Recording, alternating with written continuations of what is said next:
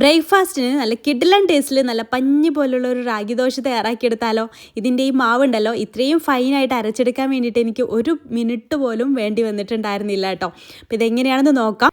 റാഗിയും ഉലുവയും ഉഴുന്നും കൂടെ നന്നായിട്ട് വാഷ് ചെയ്തതിന് ശേഷം അതിലേക്ക് അവിലും കൂടെ ചേർത്ത് ഒരു 6 മണിക്കൂർ സോക്ക് ചെയ്യാൻ മാറ്റി വെക്കാം. അതിനുശേഷം ഇത് അരച്ചെടുക്കാം. ഇത് ഞാൻ അരച്ചെടുക്കുന്നത് കിച്ചണിലേക്ക് പുതുതായിട്ട് വാങ്ങിച്ചിട്ടുള്ള LG അൾട്രയുടെ പുതുതായിട്ട് ലോഞ്ച് ചെയ്തിട്ടുള്ള 1000 വാട്ടിൻ്റെ ചോയ്സ് പ്രോ മിക്സർ ഗ്രൈൻഡറിലാണ് കേട്ടോ.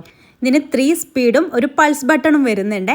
അതുപോലെ തന്നെ 3 ജാറുകളാണ് വരുന്നത്. വലുതും ഒരു മീഡിയം ഒന്ന് സ്മാളും അങ്ങനെ വരുന്നത്. വലിയ ജാർ അത്യാവശ്യം സ്പേഷ്യസ് ആയതുകൊണ്ട് തന്നെ ഒറ്റ ട്രിപ്പിൽ തന്നെ നമുക്ക് ഒരുപാട് അരക്കാനായിട്ട് പറ്റും. ഇതാണ് ഇതിൻ്റെ ചെറിയ ജാർ വരുന്നത്. ഇത് നോർമൽ ഒരു ലിഡാണ്.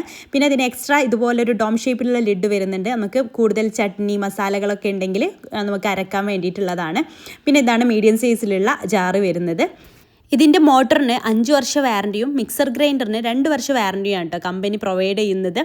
ഇത് 1000 വാട്ടിലുള്ള മോട്ടർ ആയതുകൊണ്ട് തന്നെ എത്ര പെട്ടെന്ന് അറിയോ നമ്മുടെ മാവൊക്കെ ഫൈനായിട്ട് അരച്ചെടുക്കാൻ പറ്റുന്നത്. ഈ ഒരു മിക്സർ ഗ്രൈൻഡറിൻ്റെ ലിങ്ക് നിങ്ങൾക്ക് വേണമെന്നുണ്ടെങ്കിൽ ലിങ്ക് എന്ന് കമൻറ്റ് ചെയ്തോളൂ കേട്ടോ. നല്ല ഫൈനായിട്ട് അരച്ചെടുത്തുള്ള മാവ് ഒരു ബൗളിലേക്ക് ഒഴിച്ചിട്ടുണ്ട്. ഒരു 30 സെക്കൻഡ് കൈവച്ചിട്ടൊന്ന് മിക്സ് ചെയ്തതിന് ശേഷം 8 മണിക്കൂർ നമുക്ക് അടച്ചു വെച്ചിട്ട് ഫെർമെൻ്റ് ആവാൻ വേണ്ടിയിട്ട് മാറ്റി വെക്കാം. 8 മണിക്കൂറിന് ശേഷം നന്നായിട്ട് തന്നെ ഫെർമെൻ്റ് ആയിട്ട് കിട്ടും. അതിലേക്ക് ആവശ്യത്തിനുള്ള ഉപ്പും ചേർത്തിട്ട് മിക്സ് ചെയ്തിട്ട് നമുക്ക് ചുട്ടെടുക്കാം. മാവ് ഒഴിച്ച് ജസ്റ്റ് ഒന്ന് ചുറ്റിച്ച് കൊടുത്തിട്ട് അടച്ചു വെച്ചിട്ട് വേവിച്ചെടുക്കാം. നെയ്യ് കൂടെ സ്പ്രെഡ് ചെയ്തിട്ട് കൊടുക്കുകയാണെങ്കിൽ കുട്ടികൾക്കും ഇഷ്ടമാവും.